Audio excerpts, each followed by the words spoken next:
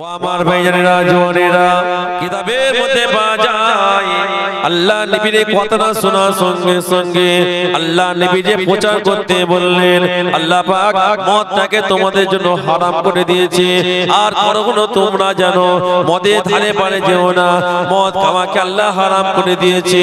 ও ভাইজানেরা এই কথাটা যখন তিনজন শুনছে হাদিস পাকের মধ্যে পাওয়া যায় ওই চারজন সাহাবা ওই সময়তে মদের আসর নিয়ে বসে আছে। এমন কি riwayতের মধ্যে পাওয়া যায় এমন কি গ্লাসের মধ্যে মদ ঢালাটা হয়েছে তারা মদটা পান করবে শরাবটা পান করবে।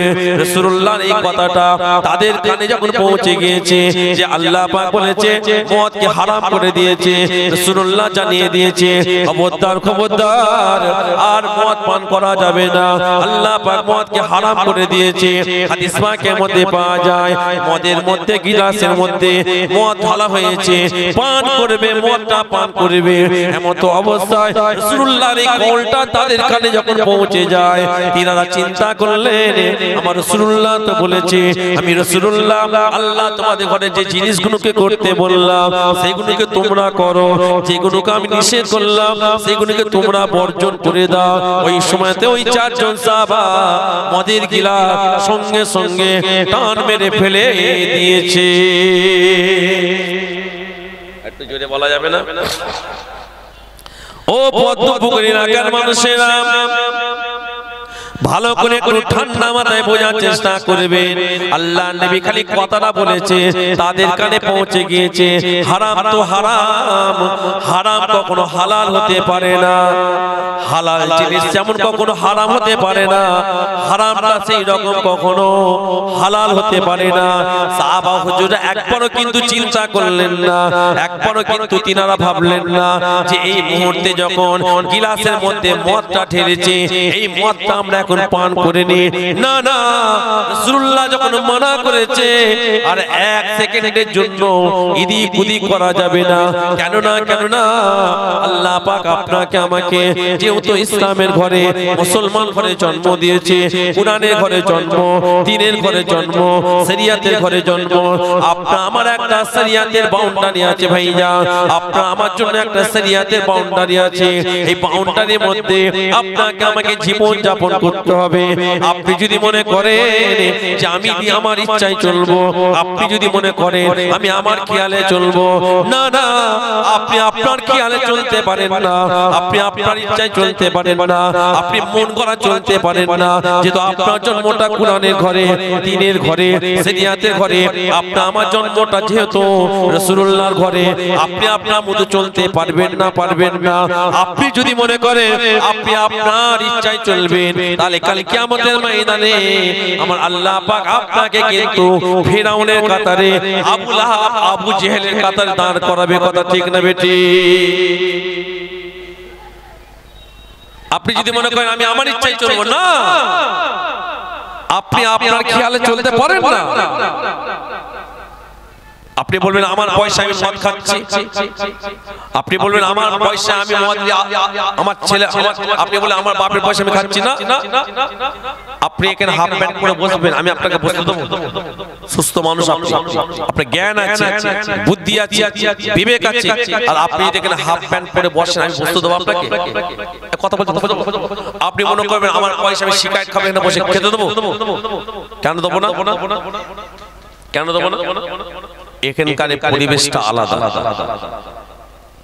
ভাইজান ভালো করে বোঝার চেষ্টা করেন ঠিক আপনার যখন জন্মটা আজানের ঘরে দ্বীনের ঘরে শরিয়াতের ঘরে তাহলে আপনি কোন লজ্জায় মদটা খাবেন? ও ভাইজান তবে আপনাদের ঘরে আমি মাহাতা বলে যাই এই যে মদ যে হারাম হারাম হারাম আপনারা বলেন রাসূলুল্লাহ সাহাবাদের কানে শুধু আওয়াজটা পৌঁছে গিয়েছে যেহেতু মদ খাওয়া এক সময় জায়েজ ছিল মদের গিলাস টান মেরে ফেলেছে। কথা ঠিক না বেটি? কিন্তু আজকে আপনাদের ঘরে আমাদের ঘরে আমাদের এলাকায় কত মানুষকে দেখতে পাওয়া যায় আজকাল দেখবেন যত দিন যাচ্ছে মদ মাতালের সংখ্যা বেড়েছে কিন্তু ভাইজান এই মদটাকে আল্লাহ যে হারাম করে দিয়েছে আমার রাসূলুল্লাহ তো আজ থেকে 1500 বছর আগে জানিয়ে দিয়েছে। কথা ঠিক না বেটি? 1500 বছর জানিয়ে দিবার আগে তথাপি আজকে কিন্তু আমাদের ঘরে মদ আছে না নাই জবাব দেন। বলে আল্লাহ নবী আজ থেকে 1500 বছর আগে বলে দিলেন মদটা কি হারাম। তাহলে এখনো কি আমাদের চেতনা ফিরলো না যে এটা হারাম জিনিস? আমরা জানি না হারাম এটা, আমরা জানি না মদটা হারাম, জানি না, তারপরও তাহলে আমাদের কাছে হারাম কেন বলে? তবে পদ্মপুকুরের মানুষেরা শুনেন আপনারা যেহেতু এই এলাকার মানুষ, আপনাদের ঘরে আমি একটা কথা বলে যাই, এই যে বছরে আমরা একবার করে আসবো, আপনাদের কানে আমরা বলবো মদটা হারাম, মদটা হারাম, মদটা হারাম। এই কথাগুলো যে আমরা আপনাদের ঘরে বলে যাব, এইভাবে কিন্তু সমাজ পরিবর্তন হবে না। তাহলে বলবেন ভাইজান সমাজটাকে তাহলে আমরা কিভাবে পরিবর্তন করব? ইসলামের দায়িত্ব শুধু আলেম সমাজদের জন্য নয়, মাওলানাদের জন্য নয়, মৌলবীদের জন্য নয়, হাফেজদের হাতে নয়। ইসলামের পরিবর্তন আমাদের সবাইকে করতে হবে। কথা ঠিক না বেটি? ধরে নেন আপনাদের ঘরে আমি এটা বলতে চাই, আপনাদের গ্রামে ধরে নেন 200টা বাড়ি আছে। কত ঘর? 200 ঘর আছে ভাইজান। এই 200টা ঘরের মধ্যে ধরে নেন 10টা বাড়িতে মদ পান হয়। কটা বাড়িতে? উদাহরণ, কটা বাড়িতে? 10টা। তাহলে বাকি রইল 190টা বাড়ি। এই যে যাদের বাড়িতে মদ পান হয় না, আপনারা যদি মনে করেন আপনারা প্রতিবাদ করতে পারেন যে খবরদার আমাদের এলাকায় আমাদের গ্রামের মধ্যে মদ পান করা কারো যাবে না। যদি ও মনে করে যে আমি আমার পয়সায় খাবো, না না, আজকে তুমি খাচ্ছ মদটা, কালকে তোমার এই আসরটা আমার ভাইয়ের উপরে পড়তে পারে না। আজকে তুমি মদ খাচ্ছ, তোমার এই আসরটা আমার ছেলের উপরে পড়তে পারে না। তাহলে আপনারা যদি মনে করেন আপনারা গ্রাম থেকে মদের গিলাসকে আপনারা তাড়াতে পারবেন, এই বছরে আমি মাহতাব একবার এসে বলবো, এতে কিন্তু পরিবর্তন হওয়া যাবে না। কথা ঠিক না বেটি? এটা আপনাদের দায়িত্ব থাকবে। আমরা বছরে একবার আসবো, দুবার আসবো, এ তো হয় না। আপনারা যদি প্রতিবাদ করেন, তুই যে মদ খাচ্ছিস, আজকে তুই খাচ্ছিস, তুই যে বলছিস আমি আমার পয়সা খাচ্ছি, কালকে তোর এই ইফেক্টটা আমার ভাইয়ের উপর পড়তে পারে, তোর এই ইফেক্টটা আমার ছেলের উপরে, তোর ভাইয়ের উপরে, আমাদের পাড়া প্রতিবেশী যেই ঘরে মদ নয় এদের উপরে এই ইফেক্ট পড়তে পারে না। তাহলে এর জন্য দায়িত্ব শুধু আমাদের নয়, আপনাদের সকলের আগে। এই কথাটা ভুল বুঝছেন না? তাই বলছি কথাগুলো। আশ্চর্য, আজকাল আমরা মানুষ আর মানুষ আছি, মানুষের প্রতি জানোয়ার হয়ে গেছে আমরা কম বেশি। আমরা মানুষ কম বেশি জানোয়ার। বিশ্বাস করে আমরা একজন এত অন্যায়কারী, এত পাপের মধ্যে আমরা ডুবে আছি। আমরা যদি রাসূলুল্লাহর উম্মত যদি না হতাম, আমাদের চেহারাগুলো আল্লাহ পাক কোন যুগে অবলা জানোয়ারের মতো করে দিতেন। আমরা নিজেকে প্রশ্ন করি যে আমি মানুষ আছি না জানোয়ারের থেকে নিকৃষ্ট? আপনি কি জিনিস, আপনি কি জিনিস, আপনি কি জিনিস, আমি কি জিনিস, এর থেকে নিজের থেকে বেহতর ভালো কেউ জানবে না। আমরা মানুষ, আমরা যতদিন যাচ্ছি খারাপের দিকে এগিয়ে যাচ্ছি, আস্তে আস্তে ভালোর দিকে আসা তো দূরের কথা, যতদিন যাচ্ছে খারাপের দিকে যাচ্ছে। কথা ঠিক না? আপনি বিশ্বাস করবেন না, আমি বেশ কদিন আগে ওই ঘটিয়া শরীফ বলে একটা জায়গা ছিল, আমি ওই এলাকায় জলসে গিয়েছি। তো আমি মাজারে কখনো যাই না, কোনোদিন যাওয়া হয়নি। তো আমার সেইবার মনটা হলো আজকে আমি একটু মাজারে যাই। তো মাজারে গিয়ে মাজারে যে চারিদিকে একটু অলিগলি আছে, একটু উঁকি ঝুঁকে মারছি, মারার পর দেখছি বিশ্বাস করে সব ইয়াং ছেলেরা গাঁজা খাচ্ছে। ইয়াং ছেলেরা কি খাচ্ছে বললাম? গাঁজা। আপনি বলে আজকাল এলাকায় এলাকায় দেখবে গ্রামে গ্রামে গাঁজার সংখ্যা বেড়েছে না কমেছে? কথা বলতে হ্যাঁ, গাঁজা খাওয়ার থেকে কুকুরের গু খেয়ে যাচ্ছে। বলে হবে না ভাই, এইভাবে বলে হয় না। কারণ আমাদের মধ্যে এখন আমিত্ব ভাবে শেখাচ্ছি, আমি আমার মতো চলবো, আমি আমার মতো চলবো। এই যে আমি আমার মতো চলবো, এই চিন্তা ভাবনা, এটা হচ্ছে ফেরাউনের নমুনা। আপনি যখন মনে করবেন আমি আমার ইচ্ছায় চলবো, এই চিন্তা ভাবনা হচ্ছে ধ্বংসের আলামত। দাই ধন বোঝে মন কেড়ে নিতে কতক্ষণ। আল্লাহ দিয়েছে, আল্লাহ দিয়েছে, কিন্তু পরীক্ষা করছে আল্লাহ যে আমি আল্লাহ তো ঘরে দিয়েছি, কি করছিস একবার কর। সময় যখন হবে, আসল লাটাই কার হাতে? আমার আল্লাহ পাকের কুদরতি হাতে আছে। সময় হবে এক ঝটকা দিয়ে কবরে ঢুকাবে, তখন কিন্তু আর কোনো পালাবার রাস্তা থাকবে না। আমি মাহতাব এই সমস্ত কথা বলে বলে বহু জায়গায় আমার কাছে খবর থাকে যে আমার ওয়াজ কারো পছন্দ হয় না, কেন আমার এই ধরনের কথা। আর আমরা হয়ে গেছি এখন কি জানেন, অনেক আলেম ওলামা হয়ে গেছি কম বেশি, ঘটনা শুনে শুনিয়ে এমন অভ্যস্ত হয়ে গেছি, শ্রোতাদের ঘরে ঘটনা না শুনলে ভালো লাগে। ঘটনা অবশ্যই শুনবেন, ওয়াকি অবশ্যই শুনবেন, কিন্তু তার আগে আগে নিজের জীবনের চরিত্রটাকে ঠিক করি। ভাঁড় যদি ফুটো হয়, আপনি ভাঁড়ে যতই পানি ঢালেন না কেন পানি থাকবে? কথা বলছেন থাকবে? সব পানি বেরিয়ে যাবে। আগে ভাঁড়ের তলাটা ঠিক করেন, ছিদ্রটাকে ঠিক করি। কথা ঠিক নেবে? যতদিন যাচ্ছে দেখবেন গ্রামে গ্রামে গ্রামে গ্রামে যুবক ছেলেদের মধ্যে এই জিনিসটা বাড়ছে, গাঁজা সংখ্যাটা। আবার দেখছি একটা কি মুকো সিস্টেম না, একটা কি বেশ একটা আছে, গোল পাড়া কি থাকে, কি বলে হ্যাঁ, কোলকে কোলকে কোলকে, কি আশ্চর্য! কোলকে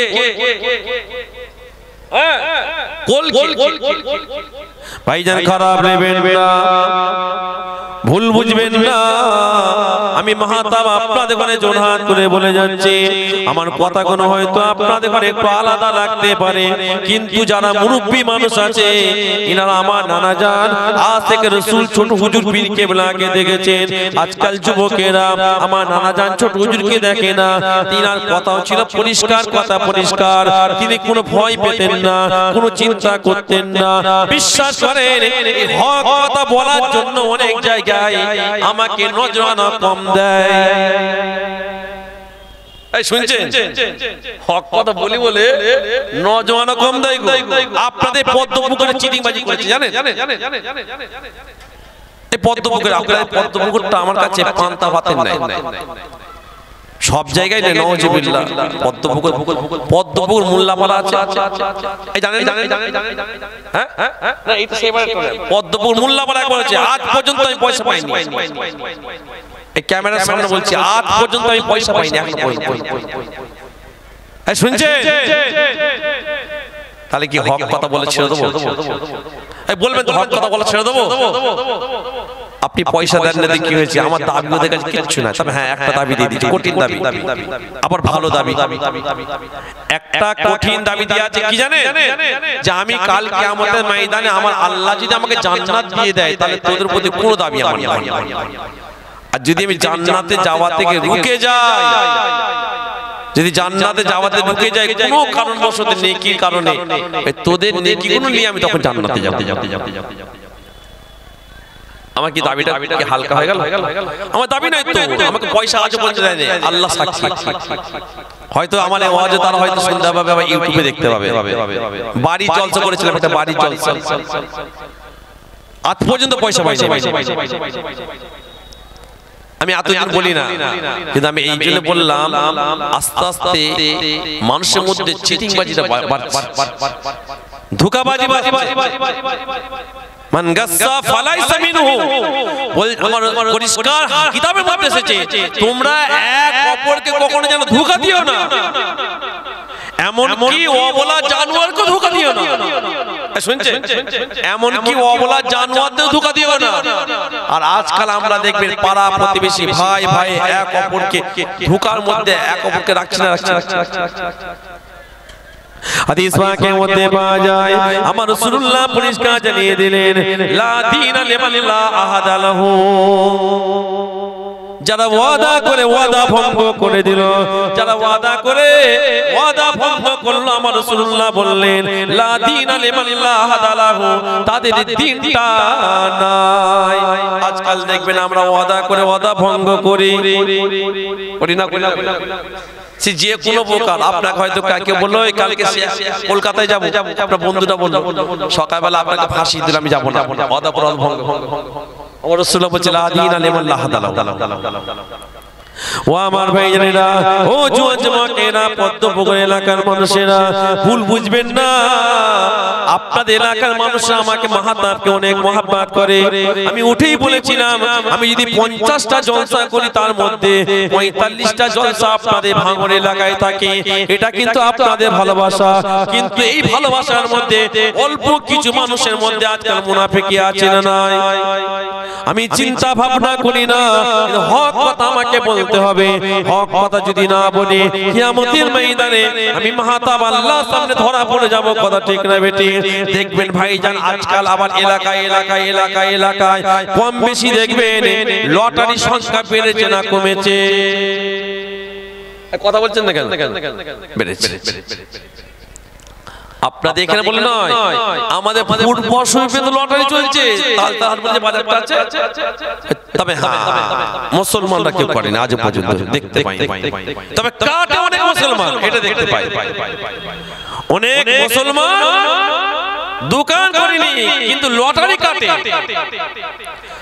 এমনকি বিভিন্ন জায়গায় মেহমানরা ফুল পশমে যায়, তারা আবার ফুল পশমে যে লটারি কাটে, বলে ফুল পশমে এসেছি, লটারি কাট ঠিক কাজে লেগে যাবে। শুনছেন? বলছে ফুল পশমে চ, লটারি কাট কি হবে? কাজে লেগে যাবে। কি মানসিকতা দেখেছে? ফুল পশমে এসেছে, লটারি কাটলে কাজে লাগবে।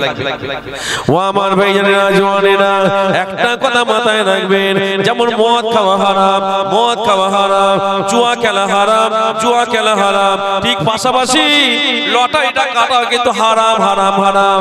কিন্তু আমরা হারামটাকে হারাম আর না মনে করে আমরা আমাদের মতো চালাচ্ছি, আপনি আপনার মতো চালাচ্ছেন, আপনি আপনার খেয়ালে চলছেন।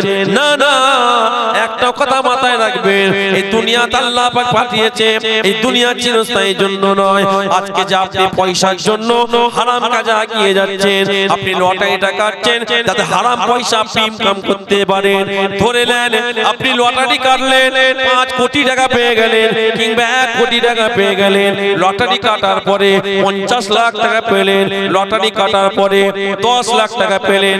আপনি হয়তো 10 লাখ টাকা 20 লাখ টাকা আপনি সুন্দর একটা মার্বেল দিয়ে ঘর করলেন, সুন্দর করে ঘর করেছেন, দামি আপনি ঘরের মধ্যে সামানপত্র রেখেছেন, খাট রেখেছেন।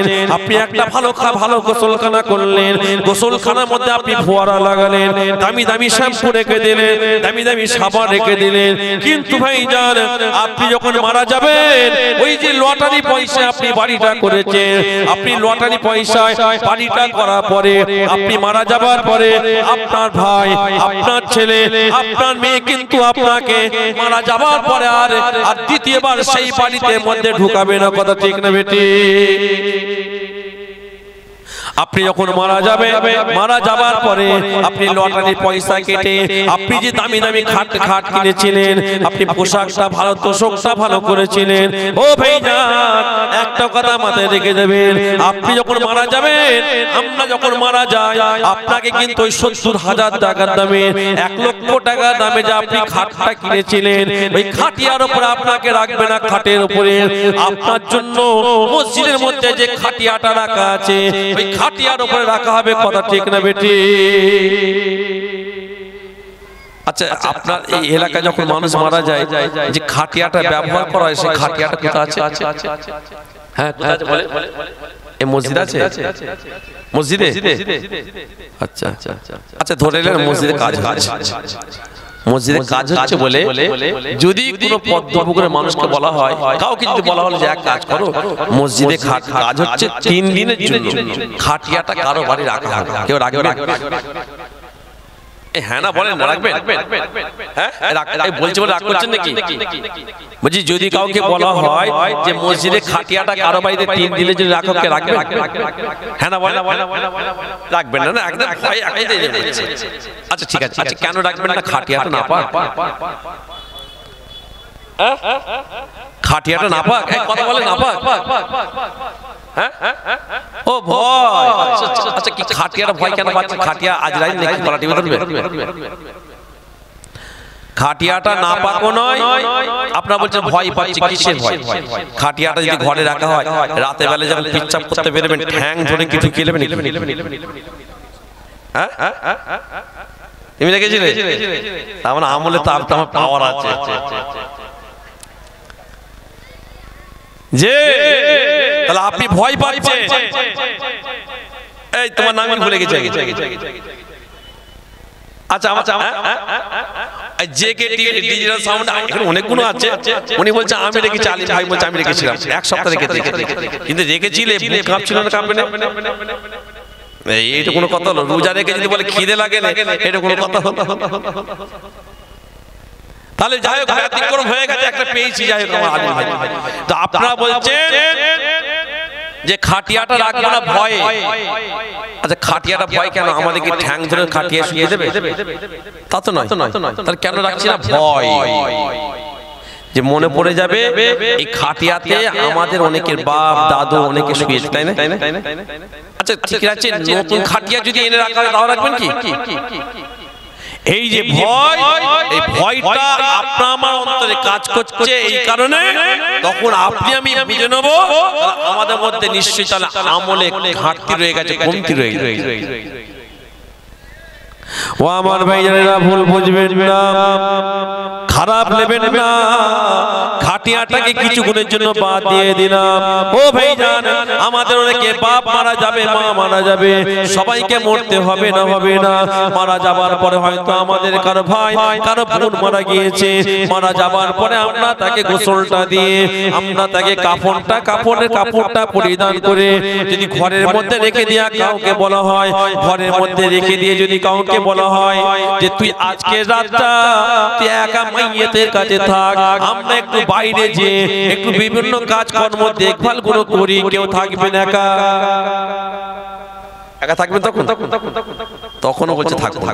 আচ্ছা খাটিয়াটা না ভয় পাচ্ছি না, ও তো আপনার কারো মা, আমার কারো বোন, কারো ভাই, হ্যাঁ কি না? ভয় পাচ্ছেন কেন? কথা বুঝতে পারছেন? খাটিয়াটা না হলে ভয় পাচ্ছেন, তাও ওটা একটা কাঠের স্টিলে, তাও ভয় পাচ্ছেন। আচ্ছা ওটা বাদ দিলাম, তাহলে আমাদের যখন কেউ বাপ কিংবা মা কারো ভাই বোন যদি মারা যায়, গোসল দিয়ে যদি ভেতরে রেখে দেওয়া হয় কাপড়টা পরিয়ে, আর যদি আমাদের কাউকে বলা হয় যে তুই এক কাজ কর, আজকে ঘরে একা থাক, আর আমরা বিভিন্ন বাইরে আরো বিভিন্ন আনুষঙ্গিক কাজ আছে, কাজগুলো আমরা করি, কেউ থাকবো না? থাকবো না। কারণটা কি? ভয় কাজ করে, একটা ভয় কাজ করবে সামান্য। আমলে আমাদের ঘাটতি আছে, তখন নিজেদের ঘরে বলতে হবে কি আমলও করছি, আবার খারাপ কাজটা কিন্তু আমরা করছি। এটাই হচ্ছে আমাদের সবথেকে দুর্বলতা।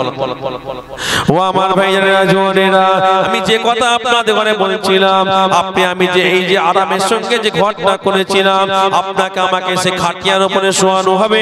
ও ভাইজান, আপনি যে কবে গোসলখানার মধ্যে দামি দামি সাবান রেখেছিলেন, শ্যাম্পু রেখেছিলেন, ওই সাবান আর শ্যাম্পু দিয়ে আপনাকে গোসল করানো হবে না।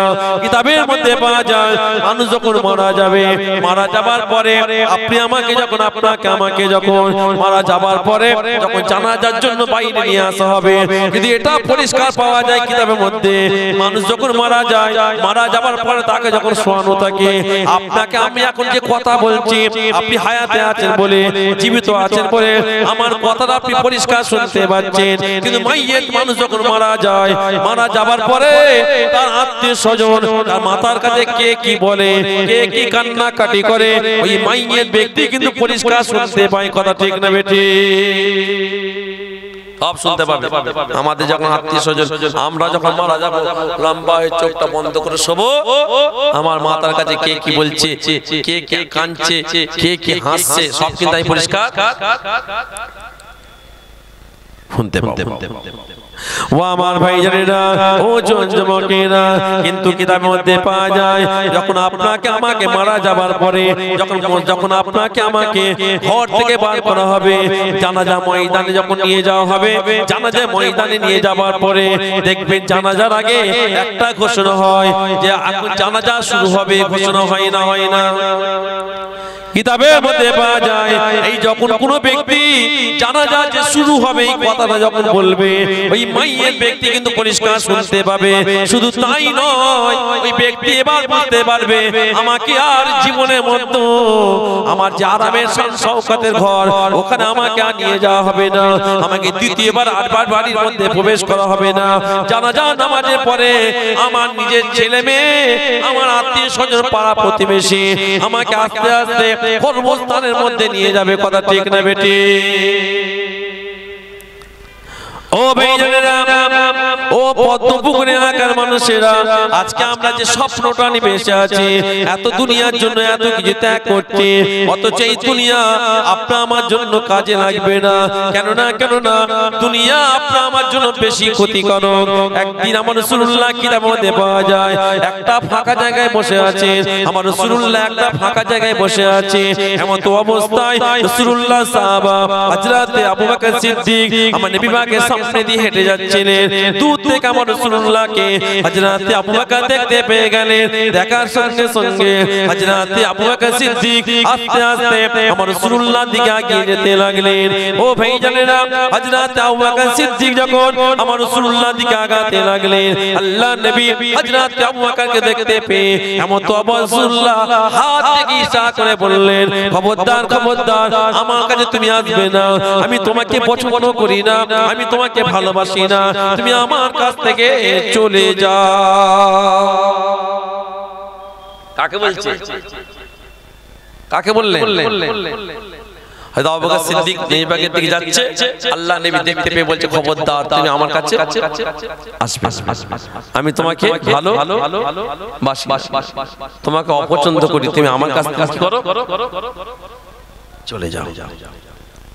হযরত আবু বকর সিদ্দিক দাঁড়িয়ে গেলেন, ঝরঝর করে কাঁদছেন। কিতাবে যে নবী পাক আমাকে পছন্দ করেন, নবী পাক আমাকে চলে যেতে বলছে, নবী পাক আমাকে ভালোবাসে না, আমাকে দূরে চলে যেতে বলছে। হযরত আবু বকর সিদ্দিক কাঁদছেন। ও আমার ভাইজানেরা, ও যুবকেরা, কিতাবের মধ্যে পাওয়া যায় এমন তো অবস্থায় বেশ কয়েক সেকেন্ড পরে, কয়েক মিনিট পরে, বেশ কিছুক্ষণ পরে আল্লাহ নবী হযরত আবু বকর সিদ্দিককে লক্ষ্য করে আবার বলতে লেগেছে, আবু বকর, তুমি ওইখানে দাঁড়িয়ে আছো কেন? তুমি আমার কাছে একটু এগিয়ে এসো। আবু বকর, তুমি দাঁড়িয়ে আছো কেন? তুমি আমার কাছে এগিয়ে এসো। ও ভাইজানেরা, হযরত আবু বকর সিদ্দিক নবী পাকের কাছে এগিয়ে গেলেন। আমার রাসূলুল্লাহ ওই সময় আবু বকর সিদ্দিককে বলেছিলেন, বাবা আবু বকর, কি ব্যাপার, তুমি কেন দাঁড়িয়ে গিয়েছিলে? ওই সময়তে হযরত আবু বকর সিদ্দিক বলেছিলেন, ইয়া রাসূলুল্লাহ, ইয়া হাবিবাল্লাহ, ইয়া রাসূলুল্লাহ, ইয়া হাবিবাল্লাহ, আমি যখন আপনার কাছে আসছিলাম আপনি তো আমার দিকে লক্ষ্য করে বললেন, খবরদার, আমার কাছে আসবে না, আমি তোমাকে পছন্দ করি না, আমি তোমাকে ভালোবাসি না, আমি তোমাকে ভালোবাসি না, তুমি আমার কাছে আসবো না, তুমি আমার কাছ থেকে চলে যাও। ইয়া রাসূলুল্লাহ, ইয়া হাবিবাল্লাহ, আপনি যখন এই কথাটা বলেছেন আমি আবু বকর বড় কষ্ট পেয়ে গেলাম। ইয়া রাসূলুল্লাহ, ইয়া হাবিবাল্লাহ, এই কথা দাঁড়িয়ে শোনার পরে আমার বড় মনটা খারাপ হয়ে গিয়েছে, আমার চোখে টপ টপ করে পানি পড়তে লেগেছে। ওই সময়তে আমার রাসূলুল্লাহ হযরতে আবু বকর সিদ্দিককে লক্ষ্য করে বলেছিলেন, ও বাবা আবু বকর, শোনো শোনো, আমি রাসূলুল্লাহ তোমাকে মানা করতে পারি না, আমি রাসূলুল্লাহ তোমাকে বারণ করতে পারি না, আমি তোমাকে পছন্দ করি। ও বাবা আবু বকর, আমি তোমাকে বড় ভালোবাসি। ও বাবা আবু বকর, তোমাকে আমি অপছন্দ করতে পারি না। হযরত আবু বকর এই সময় বললেন, ইয়া রাসূলুল্লাহ, ইয়া হাবিবাল্লাহ, আপনি তাহলে এই কথাটা কাকে বললেন? আপনি যখন এই কথাটা আপনি বলেছিলেন, আমি সামনে দেখেছিলাম, সামনের দিকে কেউ না, আমি পিছন দিকে তাকিয়েছিলাম, পিছনে কাউকে দেখতে পাই না, আমি ডান দিকে তাকিয়েছিলাম, আমি ডান দিকে কাউকে দেখতে পাই না, আমি বাম দিকে তাকিয়েছিলাম, আমি বাম দিকে কাউকে দেখতে পাই না। ইয়া রাসূলুল্লাহ, ইয়া হাবিবাল্লাহ, তাহলে আপনি এই কথাটা কাকে বলেছেন?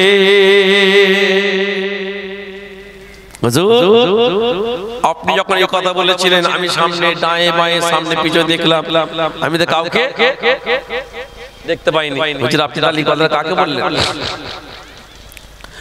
ও ভাইজানেরা, ওই সময় আমার রাসূলুল্লাহ বলেছিলেন, বাবু আবু বকর শোনো শোনো, ও বাবা আবু বকর শোনো শোনো, আমি রাসূলুল্লাহ তোমাকে যখন এই কথাটা তোমার লক্ষ্য করে বলেছিলাম, আমি রাসূলুল্লাহ তোমাকে বলি না, তবে আমি লক্ষ্য করছিলাম তোমার পিছন থেকে আমি দেখতে পাচ্ছি দুনিয়া তোমার পিছনে পিছনে আসতে লেগেছে।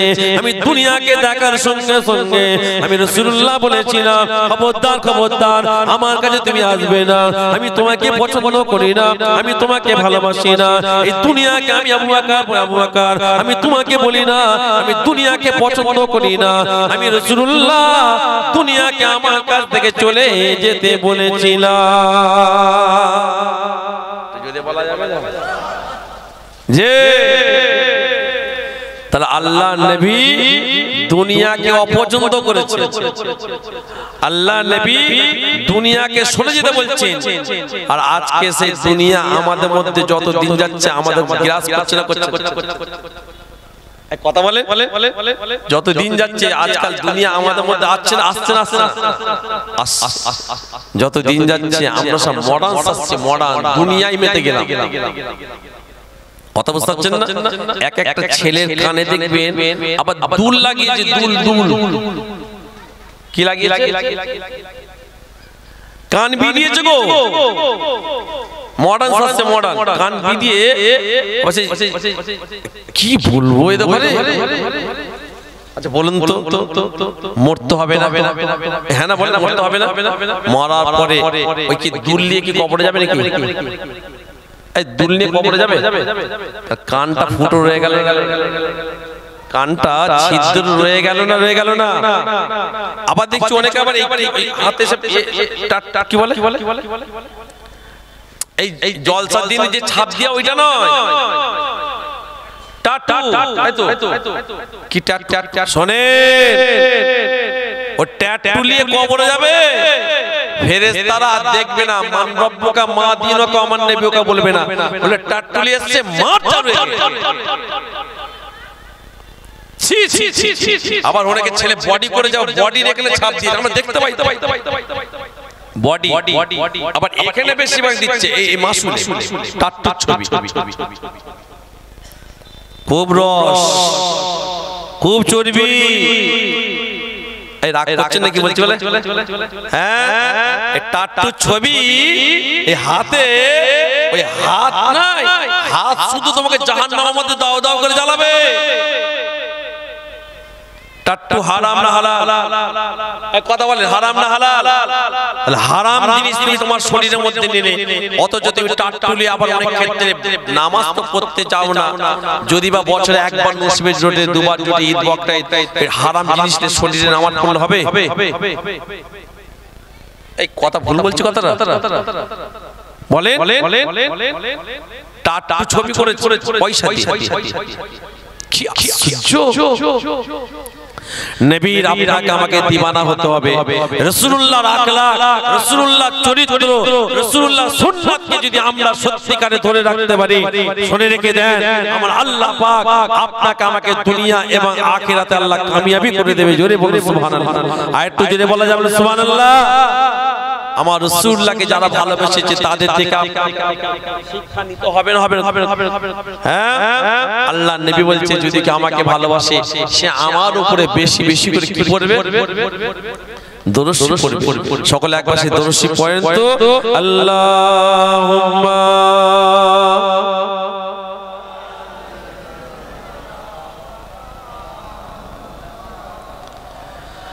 ওয়া আলা আলি سيدنا